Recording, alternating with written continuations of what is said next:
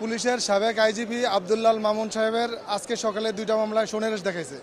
সেখানে একটা মামলায় 5 দিন রিমান্ড মঞ্জুর করেছেন বিজ্ঞ আদালত।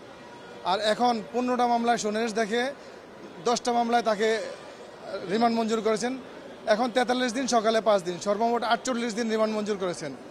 আমরা বিজ্ঞ আদালতকে বলেছি যে একই নেচারের মামলায় পরপর তাকে গ্রেপ্তার দেখে বারবার রিমান্ড মঞ্জুর করার কোনো যৌক্তিকতা নাই। তারপর বিজ্ঞ আদালত আমাদের কথা বলেছেন যে পর্যায়ক্রমে এই রিমান্ডগুলি কার্যকর করা হবে। আমরা বিজ্ঞ আদালতের আদেশে সংক্ষুব্ধ। আমরা এর বিরুদ্ধে উচ্চ আদালতে যাব। আশা করি আমরা নিশ্চয়ই উচ্চ আদালতের একটা ভালো ফলাফল পাবো। এটা আইনের পরিপন্থী মূলত, কারণ একটা মানুষের এতদিন রিমান্ডে প্রয়োজন হয় না। উনি সাবেক পুলিশের আইজিপি ছিলেন, উনি পদাধিকার বলে সে ওই ক্ষমতায় ছিলেন, বাট ফিল্ড লেভেলে যেসব ঘটনাগুলি ঘটেছে এর সাথে উনি সম্পৃক্ত ছিলেন না।